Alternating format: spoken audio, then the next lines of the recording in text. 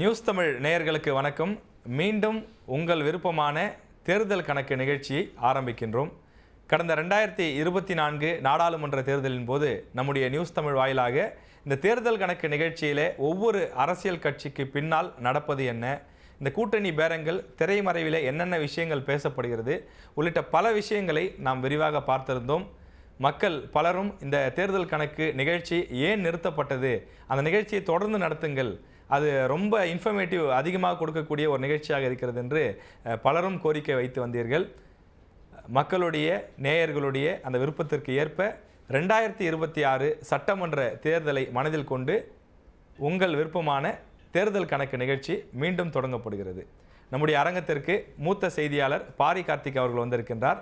அவரை வரவேற்று நாம் நிகழ்ச்சிக்குள் செல்லலாம். வணக்கம்ண்ணே. இந்த நிகழ்ச்சிக்குள்ளே நம்ம போகிறதுக்கு முன்னாடி தேர்தல் கணக்கு வாழ்க்கையில் மறக்க முடியாத ஒரு முக்கியமான நிகழ்ச்சி, ரொம்ப இன்ஃபர்மேட்டிவான நிகழ்ச்சி.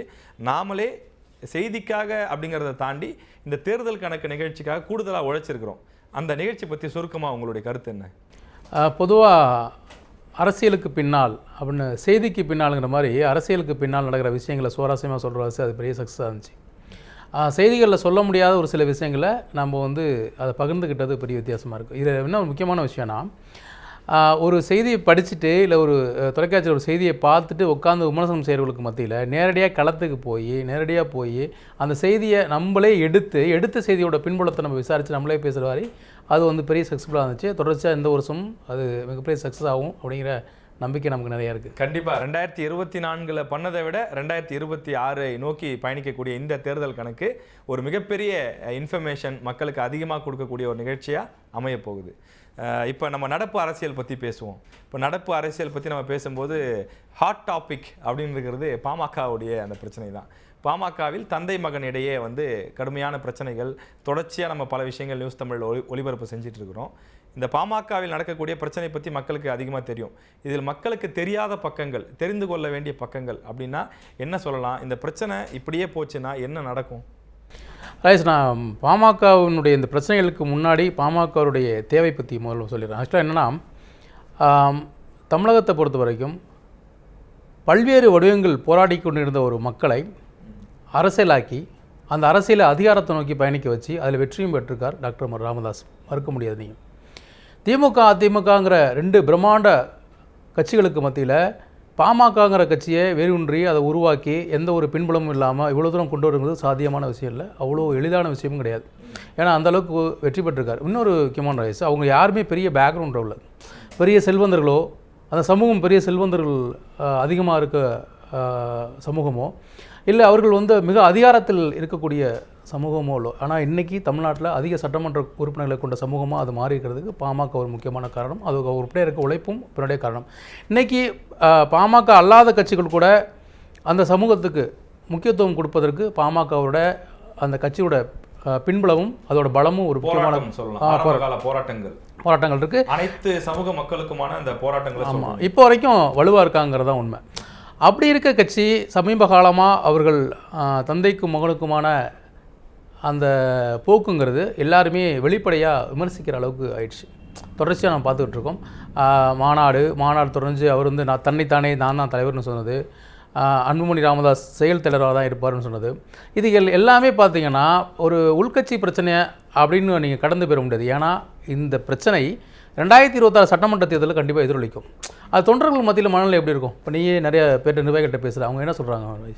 இப்போ அவங்க நிர்வாகிகள் என்ன சொல்கிறாங்கன்னா, ரொம்ப அவங்க குடும்பத்திலே ஏற்பட்ட ஒரு பெரிய பிரச்சனையாக பார்க்குறாங்க. குடும்பம்னா அவங்க கட்சியவே ஒரு குடும்பமாக பார்க்குறவங்க, நேசிக்கிறவங்க, அவங்க குடும்பத்தில் ஏற்பட்ட ஒரு பெரிய பிரச்சனையாக பார்க்குறாங்க. இது எலெக்ஷன் நெருக்கத்தில் கட்சியில் இப்படி ஒரு தந்தை மகன் சண்டைங்கிறது நிச்சயமாக எங்களோட தேர்தல் வெற்றியை பாதிக்கும் அப்படின்னு சொல்கிறாங்க.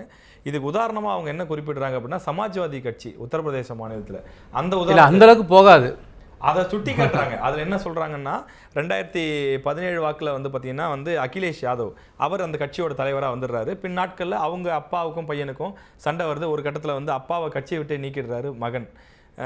அடுத்த சட்டமன்ற தேர்தலில் பார்த்தீங்கன்னா படுதோல்வி அடைஞ்சிருது அந்த கட்சி.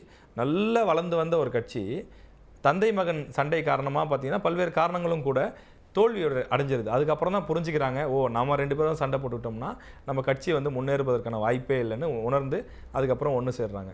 அந்த மாதிரியான ஒரு சூழலை நோக்கி போயிடுமோ அப்படின்னு ரொம்ப யோசிக்கிறாங்க, பயப்படுறாங்க. குறிப்பாக இந்த தந்தை மகன் இருவருக்கும் சண்டைக்கு காரணம் இடையில சில பேர் சிண்டு முடியறது தான் காரணம்னு சில விஷயங்களை சொல்கிறாங்க. ஏன் ஜிகே மணி சொல்கிறாங்க திடீர்னு சம்மந்தமே இல்லாமல்? இல்லை, அது சமூக வலைதளங்களில் அந்த மாதிரி ரைட்டப்ஸ் எழுதப்படுது. அதுக்கு ஜிகே மணி தொடர்ந்து நேற்றும் விளக்கம் கொடுத்துருந்தாரு, இன்றைக்கும் அதுக்கு விளக்கம் கொடுத்தாரு. எனக்கு கத்தி வச்சு கூட குத்திடுங்க அதுக்கு பதிலாக, அந்த மாதிரி நான் சொல்லாதீங்க, நான் அது மாதிரி ஒருபோதும் அந்த மாதிரியான விஷயங்களில் செயல்பட மாட்டேன் அப்படின்னு சொல்கிறாரு. ஆனால் இருவருக்கும் இடையே நிறைய கருத்து முரண்பாடுகள் இருப்பதாகவும், சில பேர் வந்து இந்த 2 பேருடைய சண்டை வேணும் அப்படின்னு கட்சிக்குள்ளேயே ஆசைப்படுறதாகவும் ஒரு டாக்கு இருக்குது கட்சிக்குள்ளே. நான் பார்த்த வரைக்கும் நாய்ஸ், அதாவது பாமக வந்து அது தன்னுடைய வளர்ச்சி, திமுக அதிமுக அந்த 2 கட்சிகளுக்குமே பாமக வேணும். ஒவ்வொரு தேர்தலையும் நம்ம சந்திச்சிருக்கோம். ஒவ்வொரு கட்சியும் கூட்டணிக்கு வந்து தலைமை அலுவலகத்தை வர வச்சு பேசுகிற நேரத்தில் பாமகவை நோக்கி, தோட்டத்தை நோக்கி தான் வந்து 2 கட்சிகளுமே போய் கூட்டணி பேசியிருக்காங்க. அந்தளவுக்கு வலிமையான கட்சி. ஏன் இந்த அளவுக்கு போயிட்டாங்க, அவங்களோட பலம் என்னென்னு அவங்களுக்கே தெரியலையா அப்படிங்கிற ஒரு கேள்வி இருக்குது. இன்னொரு விஷயம் நான் பார்த்த வரைக்கும், அன்புமணி தலைவராக பொறுப்பேற்றதிலிருந்து எல்லா முடிவுகளையும் மருத்துவர் தான், ஐயா அவர் தான் எடுத்தார்னு ஒரு தகவல் இருக்குது. அப்பையிலேருந்தே அதிகாரம் அவர்கிட்ட வந்து கட்சியோட முழு அதிகாரம் இருக்குது. முழு அதிகாரமும் அவர்கிட்ட போய் சேரல. ஒருவேளை முழு அதிகாரம் அவர் அப்பயே கொடுத்துருந்தாருன்னா சொல்கிறது கரெக்டு. 2022 பாமகவினுடைய தலைவராக அன்புமணி தேர்வு செய்யப்பட்டார். தேர்வு செஞ்சதுக்கு அப்புறம் பார்த்தீங்கன்னா இப்போ எத்தனை வருஷம், கிட்டத்தட்ட 5 வருஷம் 3 வருஷம் தாண்டிடுச்சு.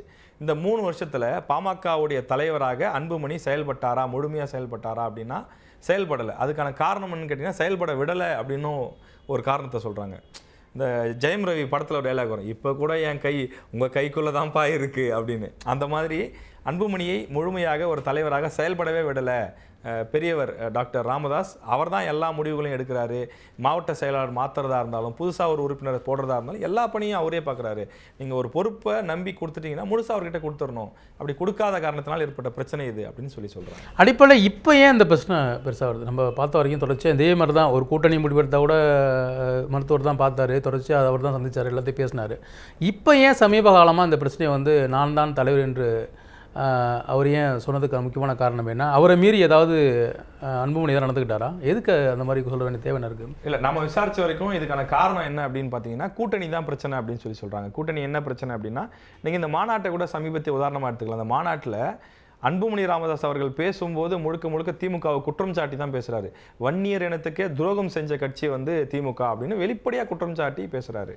ஆனால் மருத்துவர் ராமதாஸ் பெரியவர் அவர் பேசும்போது என்ன சொல்கிறாரு, தம்பி ஸ்டாலின் அப்படிங்கிறாரு. இந்த இனத்துக்கு ஊமை ஜனங்களுக்கு உங்களை விட்டால் வேறு யார் இருக்கா அப்படின்னு சொல்லியும் பேசுகிறாரு. அப்போ அதுலேயே நமக்கு 2 முரண்பாடான விஷயங்கள். திமுக ஆதரித்து தந்தையும், திமுகவுக்கு எதிர்நிலைப்பாட்டில் மகனும் இருக்கிறாங்க. கூட்டணிக்கு யாருடன் செல்வது என்பது தான் குழப்பம் இருக்கிறதா சொல்கிறாங்க.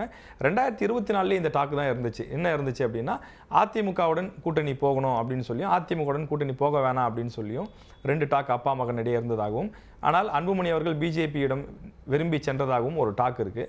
அதன் காரணமாகத்தான் இந்த பிரச்சனை வந்து அதிக அளவில் வெடிக்குது அப்படின்னு சொல்கிறாங்க. இதை தாண்டியும் இன்னும் சில பிரச்சனைகள் உள்ள கட்சிக்குள்ளே இருக்குன்னு சொல்கிறாங்க.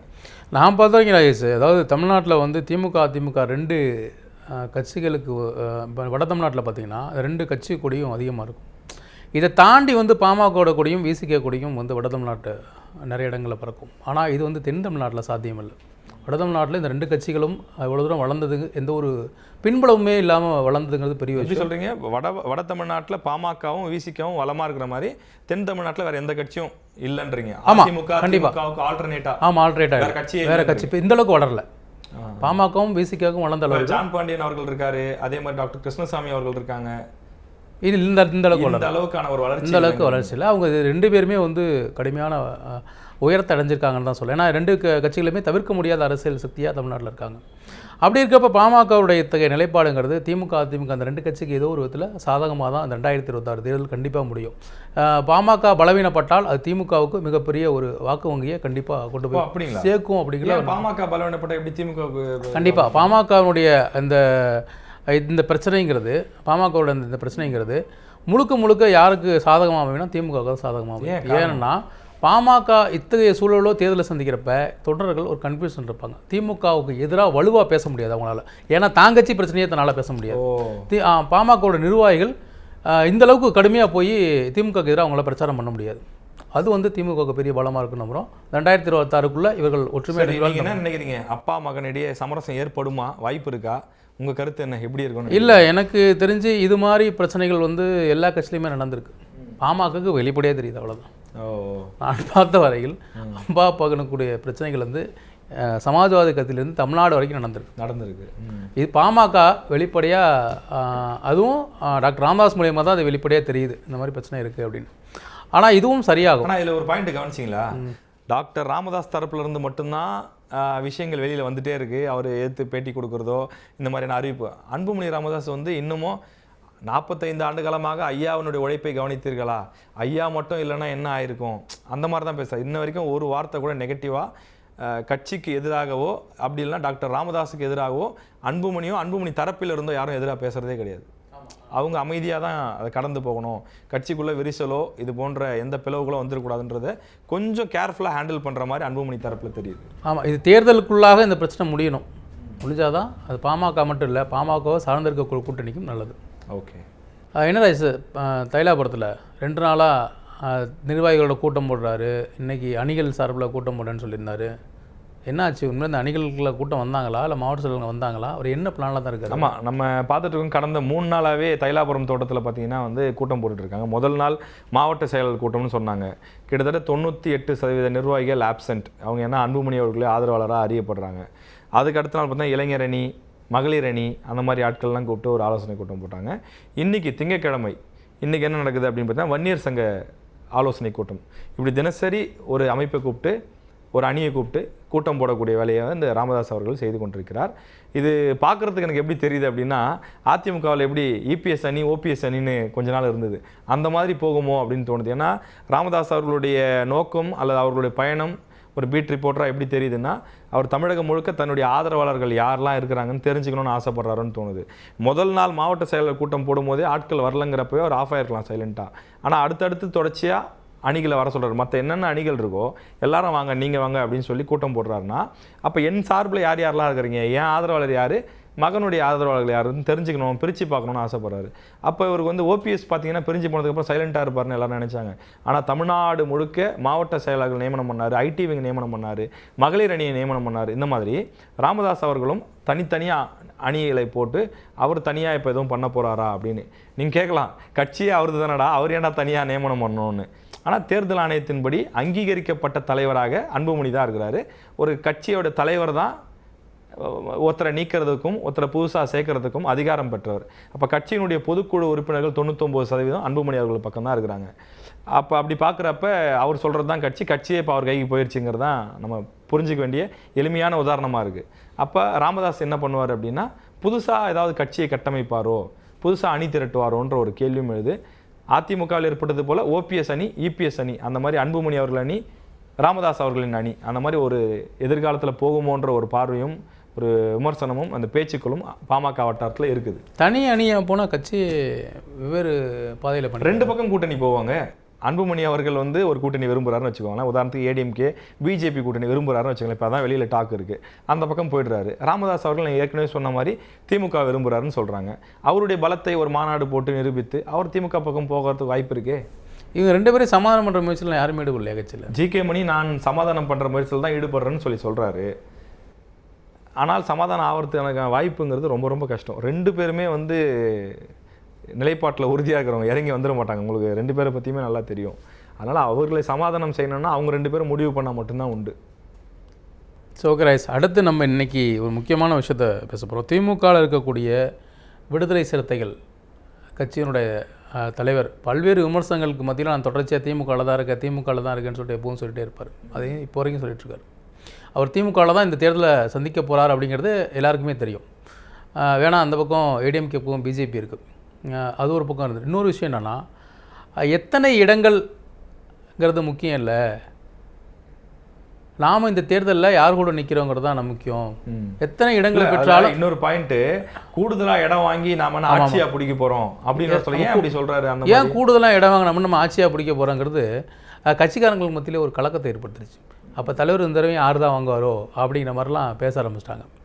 இது வந்து தொண்டர்களை உற்சாகப்படுத்துகிற பேச்சு மாதிரி கண்டிப்பாக அவருக்கு இருக்க ஆச்சரியமாக இருக்குது நம்ம அவர் பேசுகிறது. ஏன்னா சும்மா கூட ஒன்றுமே இல்லாதவங்க கூட இன்றைக்கி வந்து அதான் ஆட்சியை பிடிப்போங்கிறாங்க, நாங்கள் தான் 100 சீட்டு வாங்குவோங்கிறாங்க, நான் மாற்று சக்திங்கிறாங்க. அப்படிலாம் இருக்கப்ப வெறும் இடங்கள் மட்டுமே நமக்கு வந்து முக்கியம் இல்லை, வெறும் இடம் வாங்கி நம்மன்னா ஆட்சியாக பிடிக்க போகிறோம் அப்படின்னு அவர் பேசுகிறதுங்கிறது நமக்கு ஒரு ஆச்சரியத்தை ஏற்படுத்துது. ஏன்னா திருமாவளவனும் சாதாரண விஷயம் இல்லை, ஒரு எளிய மனிதராக இந்த கட்சியை ஆரம்பித்து இவ்வளோ பெரிய ஒரு அங்கீகரிக்கப்பட்ட கட்சியாக, ஒரு பின்புலமே இல்லாமல் எந்த ஒரு பின்புலமும் அங்கீகரிக்கப்பட்ட கட்சியாக கொண்டு வரங்கிறது மிகப்பெரிய சவாலான விஷயம். திமுக அதிமுக மாதிரி கட்சிகளுக்கு மத்தியில் ஒரு கட்சியை உருவாக்கி நடுவில் உருவாக்கிங்கன்னா அந்தளவுக்கு பெரிய கட்சிகளுக்கு மத்தியில் ஒரு கட்சியை உருவாக்கி அதை வந்து இன்றைக்கி வந்து ஒரு அங்கீகரிக்கப்பட்ட கட்சியாகவும் 4 சட்டமன்ற உறுப்பினர் 2 நாடாளுமன்ற உறுப்பினர் கொண்டு வாங்கிறது சாதாரண விஷயம் இல்லை, எந்த ஒரு பின்புலமும் இல்லாமல்.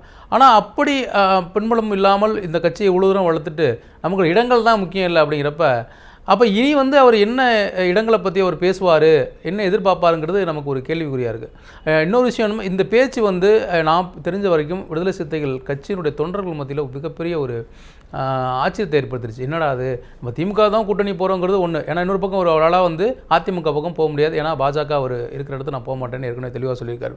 ஆனால் இருந்தபோதும் தான் இருக்கக்கூடிய இந்த திமுகவில் முக்கியமான கருதப்படுறார். தொடர்ச்சியாக முதலமைச்சர் வந்து திருமாவளவனுக்கு கொடுக்குற முக்கியத்துவங்கள் ரொம்ப அதிகம். கூட்டணி தலைவர்களே திருமாவளவனுக்கு முக்கியத்துவம் ரொம்ப அதிகம். அப்படி இருக்க பட்சத்தில் இவரே வாண்டடாக போய் எனக்கு வந்து சீட்டை இவ்வளோ சீட்டு வாங்கி நம்ம ஆட்சியாக பிடிக்க போகிறோம் அப்படின்னா, அதுக்கு சீட்டு வாங்காமல் நேரடியாக ஆதரவு கொடுத்துட்டு போயிடலாமே. சீட்டு வாங்கி நம்ம ஆட்சியை பிடிக்க போடல, அப்போ சீட்டு வாங்கி மட்டும் என்ன பண்ணுறோங்கிற கேள்வியே நமக்கு எழுது இல்லையா? ஆனால் இது ஆச்சரியமாக இருக்குது, திருமாவளவன் தொடர்ச்சியாக வந்து இந்த மாதிரி பேசுகிறது. நிச்சயமாக இப்போ நீங்கள் சொல்கிற மாதிரி போன எலெக்ஷனில் 6 சீட்டு வாங்கியிருக்கிறாங்க. இந்த எலெக்ஷனில் குறைஞ்சது ஒரு 12-15 சீட்டு வாங்கணுங்கிறது தான் அந்த கட்சியினுடைய நிர்வாகிகளுக்கும் தொண்டர்களுக்கும் ஒரு பெரிய எண்ண ஓட்டமாக இருக்கும். ஏன்னா இந்த முறை 2 சீட்டு வாங்கினாங்க, 2ம் பானை சின்னத்தை தனி சின்னத்தில் நின்று அது வெற்றி பெற்றுட்டாங்க. அப்போ மக்கள்கிட்ட வந்து விசிகாவுக்கான வரவேற்பும் தேவையும் அதிகமாக இருக்குது அப்படிங்கிறத நம்ம புரிஞ்சிக்க முடியுது. இப்போ அப்படி இருக்கிற சூழ்நிலையில் இன்னும் கூடுதலாக அவங்க வாங்கி போட்டியிடணுங்கிறது தான் அங்கே கூட்டணியில் இருக்கக்கூடியவங்களும் அந்த கட்சியை சேர்ந்தவர்களும் நிச்சயமாக எதிர்பார்ப்பாங்க. எனக்கு இந்த இடத்துல எனக்கு ஒரு சந்தேகம் வருது. இப்போ என்னென்னா, திருமாவளவன் கொண்ட கொள்கைக்காக ஒரே கூட்டணியில் இருக்கார், அவரை விமர்சனம் பண்ணுறாங்க. நீங்கள் என்ன திமுகவுக்கு வந்து அடிமையா, வேறு கூட்டணிக்கெலாம் போக மாட்டிங்களா, அவங்க என்ன சொன்னாலும் அந்த கூட்டணியிலே தான் இருக்கிறீங்க அப்படின்றாங்க. இன்னொரு பக்கம் நான் பாமகவை பார்க்குறேன். பாமக இந்த எலெக்ஷனில் இங்கே 10 வாங்குறாங்க, அந்த பக்கம் போய் 12 சீட்டு வாங்குறாங்க, இந்த பக்கம் வந்து 20 சீட்டு வாங்குறாங்க. இப்படி மாறி மாறி கூட்டணி வச்சு தங்களுடைய அதிகார வலிமையை, தங்களுடைய சீட்டு பேர வலிமையை வந்து இன்க்ரீஸ் பண்ணுறாங்க, அதிக சீட்டுகளை வாங்குறாங்க. சீட்டு அதிகம் பெறணுங்கிறதுக்காக கூட்டணி மாறிட்டே இருந்தால் இது நிலையில்லாத ஒரு கட்சின்னு விமர்சனம் வைக்கிறாங்க. இந்த பக்கம் சீட்டு எனக்கு முக்கியம் கிடையாது, கொள்கை தான் முக்கியம்னு ஒரு பக்கம் ஒருத்தர் நிற்கிறாரு, அவர் மேலே விமர்சனம் வைக்கிறாங்க. திமுகவுடைய அடிமையாக நீங்கள் அப்படிலாம் வைக்கிறாங்க, நீங்கள் பார்த்துருப்பீங்க. அப்போ இப்போ ஒருத்தங்க வந்து என்ன தான் பண்ணணும்? அப்போ இது இங்கே என்ன பண்ணாலும் விமர்சனம் செய்ய போகிறாங்கிறது ஒன்று. ஆனால் திருமாவளவனுடைய அந்த விமர்சனம்ங்கிறது எல்லாருமே சொல்கிறது தான். அதாவது ஒரு தேர்தல் நேரத்தில் கூட்டணி கொடுத்தும் இடங்கள் குறித்தும் முடிவெடுக்க வேண்டிய திருமாவளவன் ஏன் முன்னாடியே நாங்கள் திமுக கூட்டணியில் தான் இருக்காங்கிறப்ப அவங்களுக்கு இடம் வந்து கம்மியாக கொடுப்பாங்கல்ல அப்படிங்கிற ஒரு கேள்வி. இவரே சொல்கிறாரு நாங்கள் வந்து ஆட்சியை பிடிக்க போகிறோமா அப்படின்னு. அப்போ வந்து அவங்க தொண்டர்கள் மத்தியில் என்ன ஒரு கேள்வி வருதுன்னா, இது ஒரு நியாயமான கேள்வி தான். தொண்டர்கள் வந்து அடிப்படையில் திருமாவளவனுடைய முதல் கூட்டம் என்ன, அதிகாரத்தை நோக்கி பயணிப்போம் அப்படிங்கிறது தான். அமைப்பாய்ப்பு திரள்வோம், அதிகாரத்தை நோக்கி பயணிப்போங்கிறது தான். அதிகாரத்தை நோக்கி பயணிக்கிறப்ப நம்ம இடம் வாங்கிக்கிட்டே நம்ம என்ன பண்ண போகிறோம் அப்படின்னு அவர் கேள்வி கேட்டார்னா, அவருடைய கொள்கைக்கே இது வந்து ஒரு மாற்று கருத்தாக அது அமைஞ்சிருது.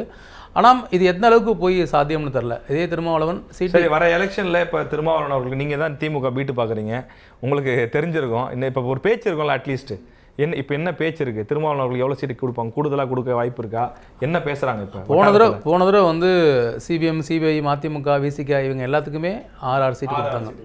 அடுத்து நடந்த உள்ளாட்சி தேர்தலையும் பார்த்தீங்கன்னா அந்த 6 பேருக்கும் ஆளுக்கு ஒரு துணை மேயர் சீட்டு கொடுத்தாங்க. எல்லா அடுத்தடுத்த இடங்களில் வந்து விசிகே வந்து 4 கட்சியில் ஒரு கட்சியாக தான் பார்த்துட்டு வந்தாங்க. ஆனால் இப்போது திருமாவளவனுக்கு அந்த திருமாவளவனோட மதிப்பீடுங்கிறது திமுக கூட்டணியில் கொஞ்சம் உயர்ந்திருக்கு. 2 விஷயமான காரணம். ஒன்று, திருமாவளவன் இந்த மற்ற கூட்டணி கட்சி தலைவர்கள் மாதிரி இல்லை. அவர்கள் அதாவது அந்த கட்சியை விட பெரிய கட்சி, மற்ற கட்சிகளோட 2 கம்யூனிஸ்ட் கட்சி மீதம் இருக்கக்கூடிய கட்சிகளை விட விடுதலை கொஞ்சம் பலம், அடிக்கடி மாநாடுகள் போட்டு நிரூபிச்சிருக்கிறாங்க. திருமாவளவனால் எளிதாக ஒரு 50,000 பேரை இயல்பாக திரட்ட முடியும். தமிழ்நாட்டில் வந்து இயல்பாக திரட்டக்கூடிய ஒரு சக்தியாக திருமாவளவன் இருக்கார். அப்படிங்கிறப்ப அவருடைய அந்த மொத்த வாக்குகளும் நமக்கு வர்றதுக்கு திமுக கூட்டணிக்கு வர வாய்ப்பு இருக்குது. இன்னொரு விஷயம் என்னென்னா, அழுத்தமாக வந்து திமுக கூட்டணியில் தான் இருப்பேன் அப்படின்னு அவர் தொடர்ச்சியாக சொல்லிட்டு வர்றார். எந்த ஒரு எதிர்பார்ப்பும் இல்லாமல் அழுத்தமாக வந்து அவர் சொல்லி வர்றாரு. இதுவே நெகட்டிவாகவும் முடியுது அவருக்கு. ஆமாம், இவர் என்ன பண்ணாலும் போக மாட்டாரு. ஆமாம், அப்போ நான் ஏன் கூடுதலாக சீட்டு தரணும், அப்போ ஒருவேளை அதே 6 கொடுத்துடலாம் அந்த மனநிலைக்கும் தள்ளப்பட வாய்ப்பு இருக்கு, தாராளமாக இருக்குது. ஆனால் அதே நேரத்தில் திருமாவளவனுடைய தேவையை திமுக உணர்ந்திருக்கிறது. அதனால் இந்த தடவை கூடுதலாக கொடுப்பதற்கான வாய்ப்பு இருக்கிறது. ஆனால் பல தொகுதிகளில் திமுகவுடைய வெற்றி காரணம் விசிக்காதனால அது மாற்றுக்கிறதே கிடையாது, யாருமே குறிப்பாக வட தமிழ்நாட்டில். ஏன்னா பல இடங்களில் நீங்கள் எடுத்து பாருங்க, இப்போ மேட்டூர் முதற்கொண்டு எடுத்து பார்த்தீங்கன்னா 1000 ஓட்டு வித்தியாசத்தில் வின் பண்ணியிருக்காங்க ஏடிஎம்கே கூட்டணி பல இடங்களில். அப்போ ஒவ்வொரு தொகுதியிலும் திருமாவளவன் அவர்களுக்கு வட மாவட்டங்களில் குறைஞ்சது பார்த்தீங்கன்னா ஒரு 10,000, அதாவது 5,000, 6,000, 7,000, 10,000, 15,000 இப்படி சீட்டுகள் இருக்கு, வாக்குகள் இருக்கு. அந்த 10,000 கூட கூடுதலாக இருக்கலாம், அதான் அதிகமாக கூடுதலாகவே இருக்கு. ஒரு மினிமம் நான் சொல்கிறேன். அப்போ ஒரு 10,000 ஓட்டு சாலிடாக நம்ம கூட்டணிக்கு வருது ஒரு தொகுதியில் அப்படிங்கிறப்ப அது வெற்றிக்கான மார்ஜினாக மாறுது இல்லை? கண்டிப்பாக. இப்போ ஒரு சட்டமன்ற உறுப்பினர் பெரும்பாலும் போன சட்டமன்ற தேர்தலையும் பார்த்தீங்கன்னா 2021 அப்படி தான் இருந்துச்சு. அதுக்கு முன்னாடி நடந்த தேர்தலையும் பார்த்தீங்கன்னா அப்படியே தான் இருந்துச்சு. 2016 நடந்த தேர்தல் இதுவும் பார்த்தீங்கன்னா பெரிய வித்தியாசம் ஒன்றும் இல்லை. ஏதாச்சும் ஒரு 100 சீட்டு பார்த்தீங்கன்னா 5,000 சீட்டில் தான் இருக்கும். ஒரு 100 இடங்கள் பார்த்தீங்கன்னா ஒரு 5,000 சீட்டு 5,000 ஓட்டுகள் வித்தியாசத்தில் தான் இருக்கும். அதனால் அதில் வந்து இந்த விசிகே மாதிரி ஒரு கட்சிகளோட முக்கியத்துவங்கிறது ரொம்ப அதிகமாக இருக்கும். அதனால தான் வந்து விசிகேவுடைய எதிர்பார்ப்பும் இந்த 2026 கொஞ்சம் பெருசாக தான் இருக்கும். ஆமாம், இருக்குன்னு எதிர்பார்க்கப்படுது. ஒருவேளை திருமாவளவன் அப்படி பேசினா கூட சீட் அதிகமாக தான் கேட்பார் நம்ம எதிர்பார்ப்பாங்க. ஓகே, சரி, இதெல்லாம் ஒரு பக்கம் போயிட்டு இருக்கட்டும். அண்ணன் சீமான் வந்து நேற்று பொதுக்கூட்டம் கோவையில் பேசியிருக்காரு. கோவையில் பேசும்போது நான் நிச்சயமாக இந்த முறை தனித்து தான் போட்டிடுவோம், அதில் சந்தேகமே வேணாம், கூட்டணிக்கு வாய்ப்பே இல்லைங்கிறார். ஆனால் வெளியில் என்ன பேச்சு இருந்ததுன்னா இவர் இந்த முறை வந்து அதிமுக பாஜக கூட்டணிக்கு போயிடுவார், இதுக்கு மேலே தனியாக நின்னா யூஸ் இல்லைங்கிறத சீமான் உணர்ந்துட்டாரு அப்படின்னு தான் போயிட்டு இருந்தது. ஆனால் இந்த முறையும் தனியாக தான் நிற்பங்கிறாரு. இது அவர் உண்மையில் லாபமாக இருக்குமா, இல்லை முதல்ல தனியாக தான் நிற்பாரா, வாய்ப்பு இருக்கா? அண்ணன் எந்த முடிவு எடுத்தாலும் தனியாக தான் எடுப்பாருன்னு நம்பிக்கை இருக்குது. ஏன்னா எனக்கு தெரிஞ்ச வரைக்கும் பாஜக கூட்டணிக்கு போவார், அதிமுக கூட்டணிக்கு போவார்னு சொல்லுவாங்களே தவிர ஒரு யாரெல்லாம் சொன்னாங்கன்னா அந்த அரசியல் ஜோசியம் பார்க்குறவங்க ஒரு சில பேர் சொல்லிட்டு இருப்பாங்க, இந்த முறை சீமான் பாஜகவில் சேர்கிறார், இந்த முறை சீமான் அதிமுகவில் சேர்கிறார். ஏன்னா அவரோட பேச்சை பார்க்குறாங்க இல்லையா, அதிமுகவுக்கு எதிராக போகிறப்ப இவர் வந்து இவங்க சேருவாங்க அப்படின்னு. ஆனால் எனக்கு தெரிஞ்ச வரைக்கும் சீமான் தனிச்சு தான் நிற்பார் அப்படின்னு ஒரு நம்பிக்கை இருக்குது. ஏன்னா தொடர்ச்சியாக நம்ம வந்து அவர் சொல்லி இல்லை, அவர் சொல்லலாம் கூட அவர் தனிச்சு தான் நிற்பார். அவருக்கு ஒரு சின்ன ஐடியா இருந்துச்சு, விஜயோட சேர்ந்து நிற்கலாமா அப்படின்னு ஐடியா இருந்துச்சு. அது உண்மை, மாற்றுக்கிறதே கிடையாது. விஜய் அந்த அரசியலுக்கு வந்தப்போ ஏன் தம்பி கூட நான் சேர்ந்து நிற்கக்கூடாதா அப்படின்னு அவரே கேட்டார். அவருக்கு வந்து விஜயை தவிர வேறு எந்த கட்சி கூடயும் அவர் கூட்டணி சேர்றதுக்கான விருப்பம் தெரிவிச்சிருக்க வாய்ப்பு இல்லை. ஏன்னா தம்பி விஜய்னு அவரும் தமிழ் தேசிய அரசியலை முன்னெடுக்கிறார், நம்மளோட விஜய் அப்படின்னு அவர் சீமான் நம்புறாரு. எனக்கு தெரிஞ்ச வரைக்கும் நான் சொல்கிறேன், தெரிஞ்ச வரைக்கும் சீமான் வந்து தனிச்சு தான் அந்த தேர்தலில் சந்திப்பார். இந்த 117 இடங்கள், 117 ஆண்கள், 117 பெண்கள்னு ஏற்கனவே அவர் சொன்னார். எனக்கு தெரிஞ்ச இதில் இப்போ நேற்று 117 இடங்கள் சொல்லி சொன்னார். நேற்று ஏதோ தொடர்ந்து தோல்வியே வந்துட்டு இருக்கு, இந்த தோல்வியே போயிட்டு தான் என்னன்ட்டு ஏதோ பாட்டுலாம் பாடினார் தான் சொன்னாங்க, நான் பார்க்கல. நீங்கள் ஏதாவது இல்லை ஆக்சுவலாக எக்ஸ்பர்ட் ஆச்சா நீங்கள்? ஆக்சுவலாக என்னன்னா பொதுவாக தேர்தலுக்கான பிரச்சார கூட்டம் தான் நேற்று வச்சது ஒரு கூட்டம். அந்த கூட்டத்தில் படுகொலை நாள், ஆமாம், அது வந்து தேர்தலை பற்றி தான் பேசினார். தேர்தல் தன்னோட நாம் தமிழ் நிலைப்பாடை பற்றி பேசினார். அங்கே பேசிகிட்டு இருக்கப்ப ஒரு கட்சியோட தலைவர் வந்து தொடர்ச்சியாக தோல்வியை பற்றியே பேசிகிட்டு இருக்கார். நீங்கள் பொதுவாக ஒரு அரசியல் கட்சினா பார்த்தீங்கன்னா பாசிட்டிவாக பேசுவாங்க, ஒன்றுமே இல்லாதவங்க கூட நாம் இந்த முறை வெற்றி பெறுகிறோம், நாம் அரசியலில் கைப்பற்றுவோம் அப்படிலாம் ஆச்சா வச்சான்னு பேசுகிற இடத்துல போன இடங்கள்லாம் தோல்வியை பற்றிலாம் கவலைப்படாதீங்க, நம்ம தோத்தாலும் கவலை இல்லை, நம்ம வந்து அரசியல் மாற்றத்துக்காக நம்ம கூட்டணி மாறிடலாம், அடிப்படை மாற்றத்துக்காக நம்ம வந்தவங்க, அதனால் கூட்டணி நம்ம ஒருபோதும் போக மாட்டேன் அப்படின்னாரு. ஆக்சுவலாக இங்கே என்ன சீமான்ட்ட ஒரு சரியோ தவறோ அவரோட நிலைப்பாடில் எந்த கட்சியோடும் நான் கூட்டணிக்கு போக மாட்டேன் அப்படிங்கிறத அவர் உறுதியாக நம்புகிறாரு. ஆனால் எனக்கு தெரிஞ்ச வரைக்கும் விஜய் கூட அவர் கூட்டணிக்கு போக விருப்பப்பட்டார் அப்படிங்கிறது உண்மை. விஜய் அரசியலுக்கு வந்தபோது விஜய் கூட நம்ம அரசியலில் பயணிக்கலான்னு விருப்பப்பட்டால் தான் தம்பி கூட சேர்ந்து நான் பயணிக்கக்கூடாதா அப்படின்னு கூட நிறைய இடங்களில் அவர் பேசினார். ஆனால் அவர் தனியாக தான் ஏன் போனார்னா விஜய்க்கு வந்து சீமானோட சேர்ந்து பயணிக்கல விருப்பம் இல்லை. வெளிப்படையாக உண்மை தான். சீமான் வந்து தனிச்ச அரசியல், விஜய் வந்து தனிச்ச ஒரு அரசியலை கொண்டு போகணுன்னு தான் ஆசைப்பட்டார். சீமானை வந்து கூட கூட்டிகிட்டு போகல விருப்பம் இல்லை.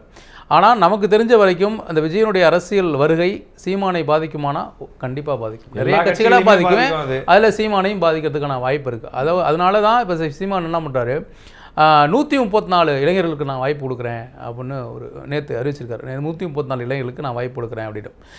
இப்போ நம்ம லாஸ்ட்டாக ஒரு வருஷமாக பார்த்தீங்கன்னா நாம் தமிழ்லேருந்து ஒரு பேட்ச் அப்படியே வெளில போயிட்டே இருப்பாங்க.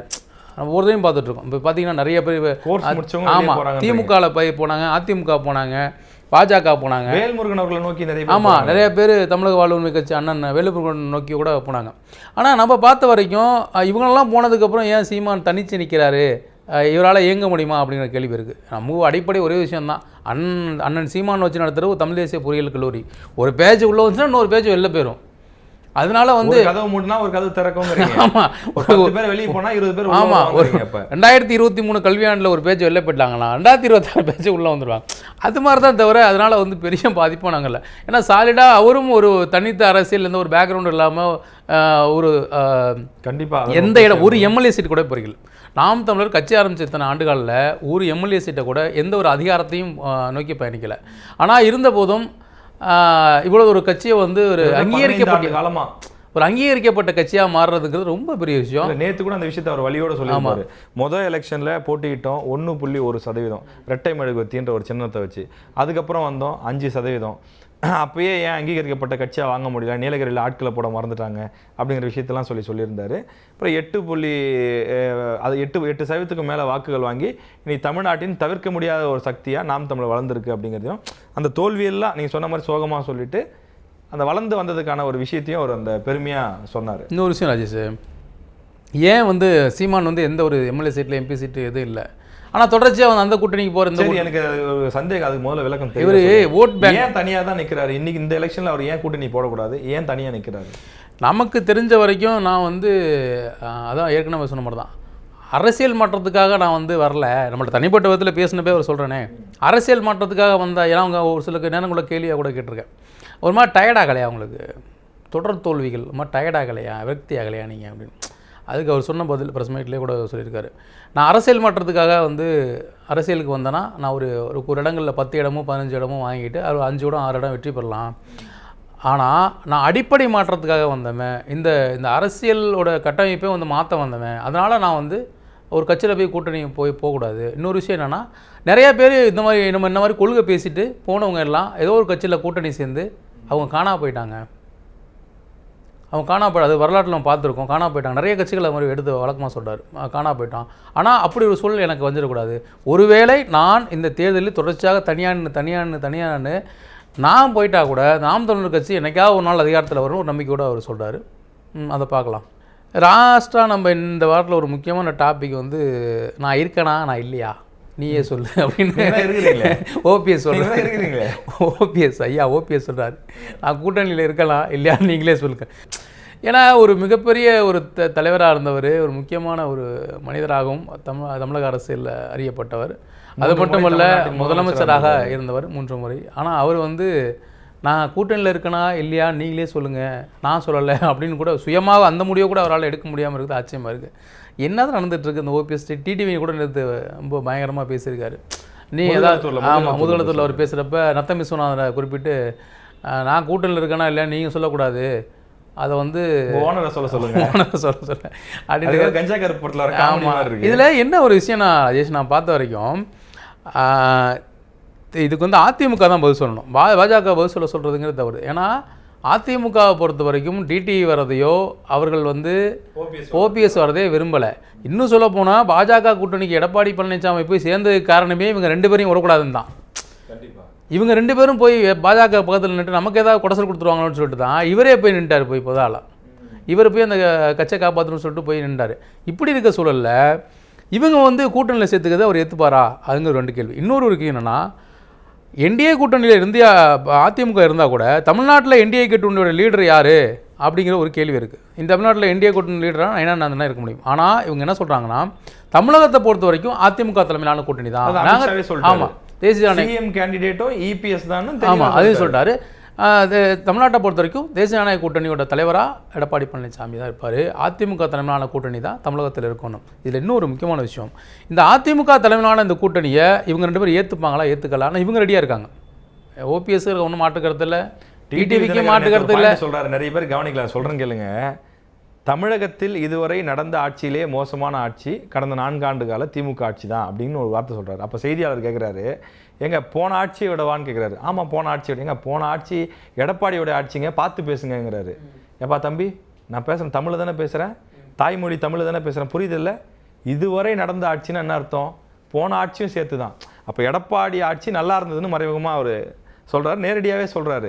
இப்போ எடப்பாடி ஆட்சி சிறப்பான ஆட்சின்னு சொல்கிறேன். முன்னாடிலாம் பார்த்தீங்கன்னா இபிஎஸ்ன்னு பழனிசாமி அப்படின்னு தான் சொல்லுவார் டிடி தினகரன் தன்னுடைய பேட்டிகளில். ஆனால் இப்போ வந்து எடப்பாடி பழனிசாமின்றாரு. ஓரளவுக்கு அவருடைய மரியாதையை குறைக்கிற மாதிரியான வார்த்தைகளை பயன்படுத்துறதே இல்லை. நீங்கள் சொல்கிற மாதிரி அவர்கிட்ட தான் அந்த இடத்துக்கு வந்துட்டார். எடப்பாடி தலைமையை நான் ஏற்றுக்க தயார், ஏன்னா கூட்டணியில் போன வேறு ஆப்ஷன் இல்லையே, திமுக போக முடியும் வேண்டிய தேவை இருக்குது. வேறு ஆப்ஷன் இல்லையா அவங்களுக்கு, இதை விட்டால் ஒரு ஆப்ஷன் கிடையாது. அவங்க திமுக கூட போக முடியும், ஓபிஎஸ் டிடிவியும். இன்னொரு விஷயம் என்னென்னா, அந்த இவங்க 2 பேரும் எப்படி போய் எடப்பாடி பழனிசாமிக்கு ஓட்டு கேட்பாங்கிறது ஒரு பெரிய சேலஞ்சாக இருக்குது. எடப்பாடி பழனிசாமி வந்து எப்படி டிடிவிக்கு ஓட்டு கேட்பாரு, அவர் வந்து எப்படி ஓபிஎஸ், இது ஒரு பெரிய சேலஞ்சாக இருக்குது. இது ஒருவேளை இது எப்படி போய் நிர்பந்தமாக முடியலாம் ராஜேஷ்? இவங்க 2 பேரும் போய் பிஜேபிகிட்ட பேசலாம். டிடிவி தினகரனும் ஓபிஎஸும் போய் பிஜேபிகிட்ட பேசி எங்களுக்கு வந்து நீங்கள் தான் சப்போர்ட் பண்ணி கொடுக்கணும், ஏன்னா நீங்கள் எடப்பாடி பழனிசாமி வந்து நாங்கள் வரதை விரும்பலை, நீங்கள் தான் வந்து எடப்பாடி பழனிசாமி பேசணும்ல. ஆல்ரெடி பேசிட்டு இருக்காங்க, தான் நமக்கு கிடைக்கிற தகவல். ஒருவேளை பேசி இவங்க ஒத்து வந்தால் கூட இவங்க எப்படி வந்து எத்தனை இடங்கள் வந்து அவங்க கொடுப்பாங்க அப்படிங்கிறது ஒரு மிகப்பெரிய கேள்வி. எந்தெந்த இடங்கள்லாம் அவங்க எந்தெந்த இடங்கள்லாம் கை நீட்டுவாங்கன்னு நமக்கு தெரியும். ஓபிஎஸும் தினகரனும் எந்தெந்த இடங்கள்லாம் கை நீட்டுவாங்க, அவங்க கை நீட்டக்கூடிய எல்லா இடங்களும் அதிமுக வலுவான இடங்கள். அதை போய் எப்படி எடப்பாடி பழனிசாமி அவர்களுக்கு கொடுப்பாரு? அவர்களை நம்பி அடுத்த ஒருவேளை வெற்றி பெற்றால் கூட அடுத்து இவர்களை நம்பி இந்த அரசை எப்படி நம்ம கட்டமைக்க முடியுங்கிற பல கேள்வி வந்து எடப்பாடி பழனிசாமி சவாலாக இருக்குது. இதில் இன்னும் முக்கியமான விஷயம் கவனிங்க. இப்போ வரைக்கும் ஓபிஎஸ் அவர்களும் டிடி தினகரனும் இந்த கூட்டணிக்குள்ள வரலாம் ரொம்ப ஆர்வமாக பேரார்வமாக இருக்கிறாங்க. ஆனால் அதிமுக தலைமை, நான் விசாரிச்ச வரைக்கும், ஏடிஎம்கே பீட்டு பார்க்குறேன் உங்களுக்கு தெரியும், நான் விசாரித்த வரைக்கும் ஏடிஎம்கே தலைமை குறிப்பாக எடப்பாடி பழனிசாமி ஓபிஎஸ் அவர்களையும் டிடிவி தினகரனையும் இந்த கூட்டணியில் சேர்த்துக்க தயாராக இல்லை. இப்போ சில பேர் கூட சொல்லுவாங்க, அவங்க தனி அமைப்பாச்சே, அமமுகங்கிறது தனி கட்சி தானே, அவங்க உள்ள வரல என்ன பிரச்சனை, அவர் எந்த ரூபத்திலையும் இவங்க உள்ள வர வேணாம், நான் ஏற்றுக்க தயாராக இல்லை அப்படிங்கிறது தான் இன்னையோட நிலைப்பாடு. இது தேர்தலுக்கு இன்னும் 10 மாதம் இருக்குது, அதுக்குள்ளே மாறுமானா மாறலாம், அதுக்கு நமக்கு தெரியாது. இன்றைக்கி நம்ம பேசிகிட்டு இருக்க இந்த நொடி வரைக்கும் ஏற்றுக்கொள்ள தயாராக இல்லை அப்படிங்கிறது தான் நிலைப்பாடாக இருக்குது. அவங்க 2 பேரும் என்ன டிமாண்ட் சொல்கிறாங்கன்னா, அன்றைக்கி 2024 நீங்கள் தனியாக நின்னப்போ பிஜேபி நாங்கள் தானே வந்து உங்களுக்கு துணை நின்னோம், அப்போ நாங்கள் இருக்கிறோமா இல்லையாங்கிறது அட்லீஸ்ட் முன்னாடியே சொல்லிவிடுங்க. இல்லைனா நாங்கள் விஜய் கூடயா போய் கூட்டணி சேர்ந்துப்போம், இல்லை நாங்கள் தனியாக ஒரு கூட்டணி அமைச்சிப்போம், அதை முன்னாடியே சொல்லுங்கன்றேன். இந்த நேரத்தில் ஒரு விஷயம் பாருங்கள், அண்ணாமலை வந்து இன்னும் விட்டு கொடுக்காம தான் இருக்கார். யாரை? ஓபிஎஸ் அவர்களையும் டிடிவி தினகரையும் முடிஞ்ச வரைக்கும் எப்படியாவது கொண்டு போய் சேர்த்துடணும். அவர் வந்து அமித்ஷா வர்றதுக்கு ஒரு நாள் முன்னாடி போய் ஆடிட்டர் குருமூர்த்தி பார்த்தார்ல, அது கூட முழுக்க முழுக்க காரணம் இதுதான் சொல்கிறாங்க. அவங்களே கூட்டணிக்குள்ளே சேர்த்துருங்க, எப்படியாவது உள்ளே கொண்டு வாங்க அப்படிங்கிறது தான். ஆனால் அன்னையிலிருந்து இன்று வரையிலும் எடப்பாடி பழனிசாமி தொடர்ந்து இதுக்கு முட்டுக்கட்டையாக இருக்கார். அவர் சேர்த்துக்க விருப்பப்படலை, அதுக்கு பல காரணங்கள் அவர் தரப்பில் சொல்லப்படுது. இப்போ இந்த விஷயம் வந்து இப்படியே தொடருது அப்படின்னா நம்மளை ஓவர்டேக் பண்ணிடுவாங்கன்னா வேற என்ன காரணம்? அந்த நம்மளை ஓவர்டேக் பண்ணி விட்ருவாங்க அப்படி, அந்த ஒரு காரணம் தான், அவருக்கு வேற ஒன்றும் பெரிய காரணம்லாம் இல்லை. ஆனால் இந்த கூட்டணி ஒருவேளை அமைந்து அவர்கள் தேர்தலை சந்தித்தால் பல்வேறு குழப்பங்கள் தேர்தலுக்கு முன்னதாகவும் தேர்தலுக்கு பின்னதாகவும் அமையுங்கிறது எடப்பாடி பழனிசாமி அவர்களுக்கு நன்றாக தெரியும். தொடர்ச்சியாக தமிழ்நாடு மக்களுக்கும் இது நல்லா தெரியும். அண்ணாமலை வந்து பிரச்சாரத்தில் சொன்னார், 2024 பிரச்சாரத்தில் என்ன சொன்னார் அப்படின்னா, இந்த நாடாளுமன்ற தேர்தல் முடிந்ததுக்கு பின்னாடி அதிமுகன்ற கட்சி டிடி தினகரன் அவர்களுடைய கைக்கு வந்துடும் அப்படின்லாம் சொல்லி பிரச்சாரத்தில் அப்படி சொல்லிட்டு இப்படி கூப்பிட்டா யாரும் வருவாங்களா? ஸோ இந்த மாதிரி பல விஷயங்கள்லாம் இருக்கிறதுனால அந்த முரண்பாடுங்கிறது இன்னும் அப்படியே தொடருது அப்படிங்கிறது தான் பார்க்க முடியுது. என்ன நடக்குது அப்படிங்கிறத நம்ம இன்னும் நிறைய பார்க்கலாம். இன்றைக்கி தேர்தல் கணக்கு நிகழ்ச்சியில் பல கட்சிகள் பின்னாடி என்னென்னலாம் நடக்குது, அவர்களுடைய தேர்தல் கணக்கு என்னவா இருக்குது அப்படிங்கிறத பார்த்தோம்.